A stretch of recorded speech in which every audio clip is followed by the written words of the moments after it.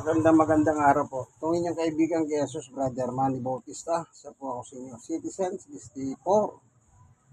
Going to 65 sa August. Stroke loss. 6 years and 6 months. At person with disability, 6 years and 6 months din po. Yung tuhod ko may tama. Dito lang naman. Magkasabayan, stroke at saka yun.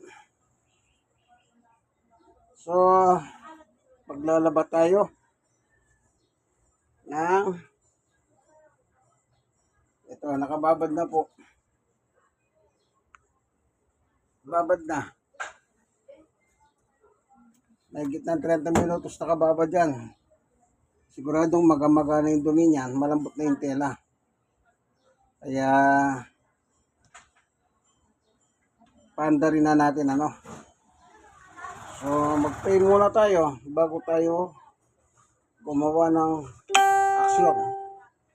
Panginoon Diyos, aming Ama na makapangyarihan sa lahat. Minsan pa, ipinagkakatiwala ko po sa iyo ang paglalaba namin ito ngayon. Sa aking paglalaba ngayon, na sana wag pong magkaroon ng aberya sa tubig, kuryente at washing machine. Maraming salamat po sa iyo, Diyos, sa iyong walang hanggang kakulian at kalulatian. Sa ngalan ng aming Panginoong Yesus. Amen. Okay? Power! Yan. Power. Naka-power na. Nag-ilaw na yan. Tangga tayo ng tubig. 5. Ayan. Then, wash. 20 minutos. Rinse, 2.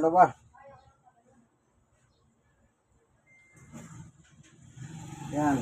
Spin. 4. Meron siyang 68 minutes. Ayan.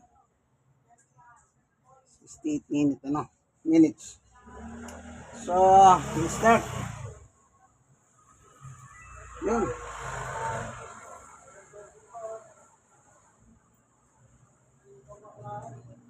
Ayan. Mandar na po siya.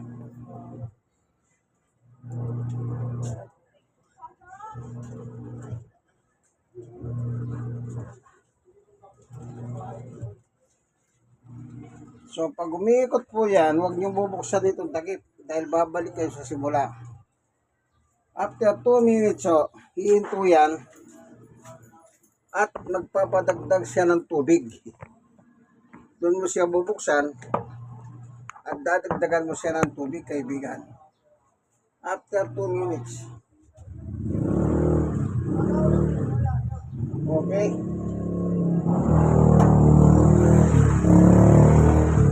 Umikot siya. Ayan. Antayin natin na ito ibig sabihin, magpapadagdag siya ng tubig, kaibigan. So, yung ilagay ko tubig kanina, masusukat ngayon, pag pumikot na yan, may 2 minutong ikot. Yun nga talaga mami-measure yung tubig niya kung sapat o hindi. Kaya, hintayin lang natin ano. At doon natin siya dadagdagan para malubos ang kanyang kaligayahan. Ni Samsung. Samsung ang pangalan nito, automatic eh.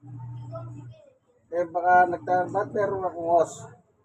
Hindi naman dahil sa likod yan eh, yung meron sariling hose yan sa likod eh. Hindi ko pa napapalit. Wala pera.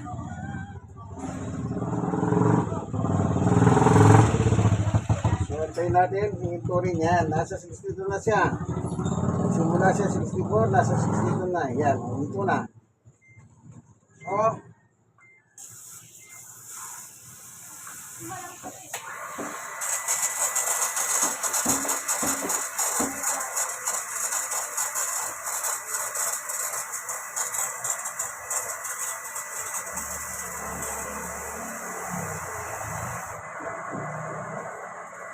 ayan. So,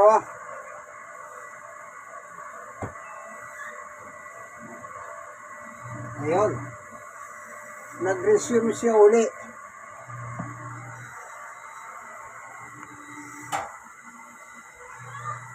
Pag siyang nagpapabukas ng pinto o ito, okay lang. Pero pag hindi siya humingi ng tubig, huwag mo siyang dadagdagan. Kasi itatapon niya lang yun. Sana meron kang natutunan kaibigan. Ganyan lang po ang labadami labango ng tunay na macho man ng Tondo, Manila at ng buong Pilipinas. Tunay na macho man. Bakit? Naglalaba ako eh. Yan po, God bless us po. Asol po na. Nakita niyo naman, ganyan lang yung technique niyan. God bless us all, okay? Sana kayo, macho man kayo, maglaba kayo.